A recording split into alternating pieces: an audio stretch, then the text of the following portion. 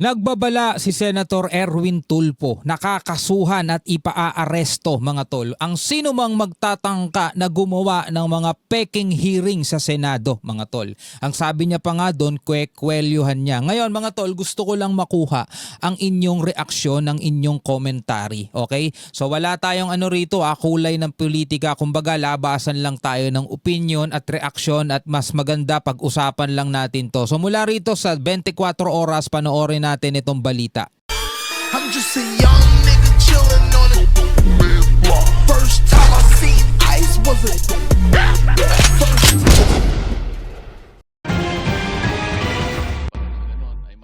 Kasunod na isinagawang hearing ng Blue Ribbon Committee ng Cayetano Block, may babala si Senator Erwin Tulfo sa mga aniyay magsasagawa ng pekeng hearing sa Senado. Bago yan, napanood ko yung mga pahayag ng ibang mga tumistigo. Hindi ko naman patutuhanan o pasisinungalingan kasi alam ko narinig nyo rin naman yung ibang mga nagsasabing eto daw si Senator Erwin Tulfo is kumukuha daw ng mga lima-limang mga babae pa. Well, gusto ko lang din ulit malaman kung ano ang inyong reaksyon doon sa pahayag na yon ng ibang mga resource person na inimbita diyan sa Senado. No? Pwede kayong magbigay ng komentaryo sa ibaba. Totoo kaya yon mga tol? Ano sa tingin ninyo?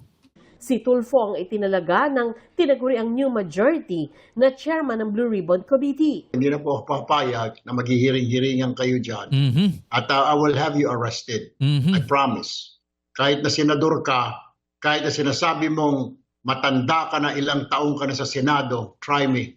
Try me. Subukan mo ko, sabing gano'n ni Senator Erwin. Hindi niya na daw papayagan pa yung mga maghihiring-hiringan.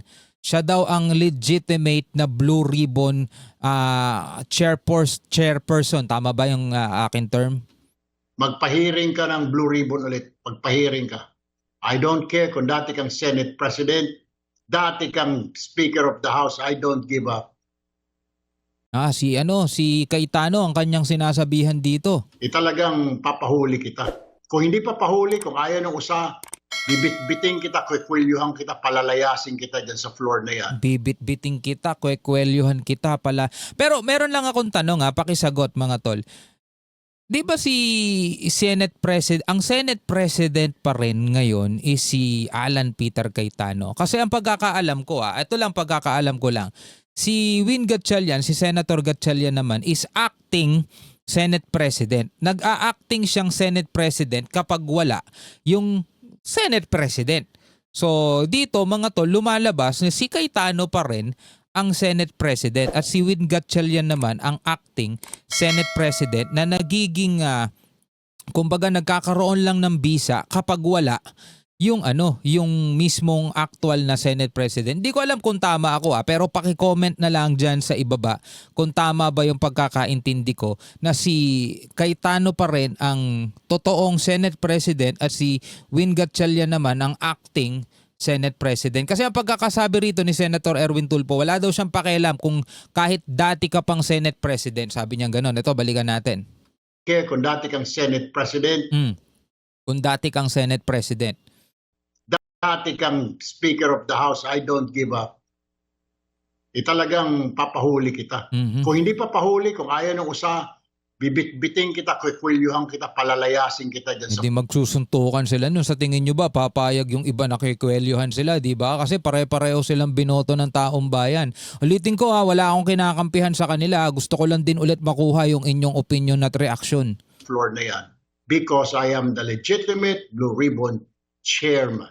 Magsasampa rin si Tulfo ng kasong libel sa mga nagpakilalang dating sundalo na humarap sa hearing kahapon.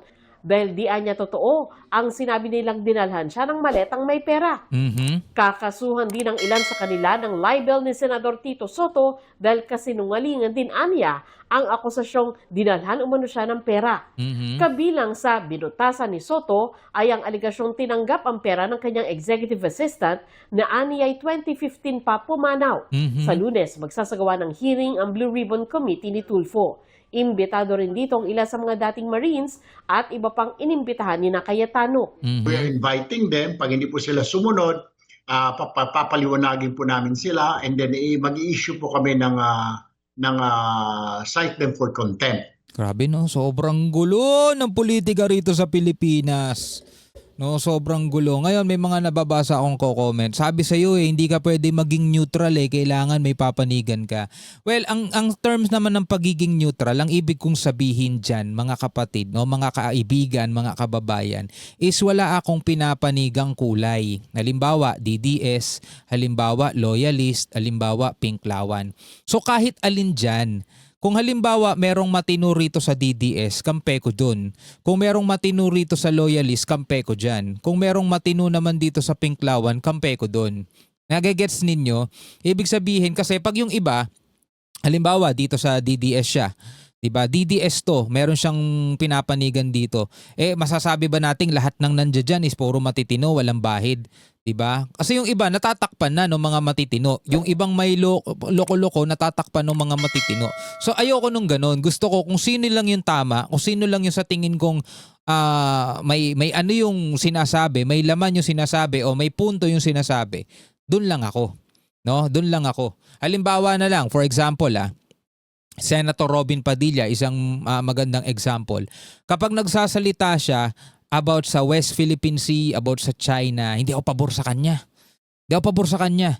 Pero dun sa sinabi niya about dun sa mas maganda kung aalisin natin yung value ng tagi-1,000 para magsilabasan yung mga perang itinatago nitong mga magnanakaw. Like for example, di ba sinasabi yung mga perang bilyon-bilyon na nakalagay sa maleta, hindi naman nakatago sa bangko yun eh. Minsan inilalagay lang nila sa vault, bibili daw sila ng isang malaking kondo, gayon ang gagawin nilang vault. Ngayon, kung i-devalue nila yung 1,000, di mapipilitan itong mga to na ilabas tuloy yung mga nakatago nilang pera kasi masasayang talaga yon. Diba? So dun mamomonitor ngayon kung saan nagtatago yung mga pera na yon. So dun sa part na yon, medyo pabor ako dun kay Senator Robin Padilla. Alam kong hindi ganun kadaling gawin yon, pero may punto siya. Yun yung sinasabi ko sa inyo na wala akong pinapanigan. Doon lang ako sa nakikita ko may tama yung sinasabi pero kung mali, mali pa rin. Diba? Tuloy natin to.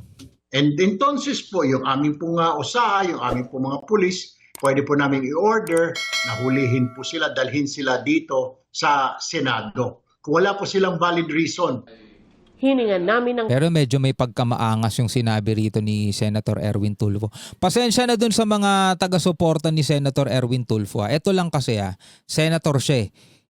Alam ko ano lang yon, siguro hyperbole lang yun yung sinabi niya na siya mismo ang bibit-bit at kwelyuhan niya. Kasi imagine mo mga tol, diba, halimbawa nakaupo si Senator Robin Padilla dyan. Magagawa kaya ni Senator Erwin Tulfo na lalapit siya kay Senator Robin Padilla at kwelyuhan niya? Di nagsuntukan silang dalawa nun. O di ba ganun din yon pag halimbawa ang sinasabihan naman niya si Cayetano. Sa tingin nyo ba si Cayetano is papayag na magpapakwelyo siyang ganon kay Senator Erwin Tulfo? Di mas lalong gumulo Senado nun. Alam kong hindi niya gagawin yun Ulitin ko alam kong hindi niya gagawin yun. Siguro salita niya lang yun kasi branding ng Tulfo yun di ba? Alam na naman natin yun Pero again wala akong kinakampihan sa kanila. Tuloy natin to. Ang reaksyon si Attorney Levy Baligod, ang abogado ng mga ex-Marines pero wala pa siyang tugon. Pero sabi ni Senador Rodante Marcoleta, hindi pa umanuhuli ang hearing na ikinasa ng Cayetano Block kahapon kaugnay ng flood control scandal. Marami po tayong kukunin. Binanggit po ninyong mga addresses na kung saan dinala yung mga pera, may patatawag po tayong mga tao para i-confirm po na talagang na-deliver yun yung mga sasakyan. Suspend the hearing until further notice. Naka-adjourn sinedya na ang Kongreso hanggang July 26. Sa July 6 naman, inaasahan ang pagsisimula ng impeachment trial. Bago yan, napapag-usapan ngayon ang pagkakaroon ng special session ng Kongreso para matapos ang ilang priority measures. O wag nang natin pag-usapan yan. Doon lang naman tayo nakafocus doon sa mga banta o mga babala ni Senator Erwin Tulfo na ipapa-aresto niya ang sino man daw na magkakasa ng pekeng hearing sa Senado. Ano ang inyong masasabi tungkol dyan? Pwede kayong magbigay ng inyong sariling opinion at reaction sa ibaba. Hanggang sa muli mga kapatid.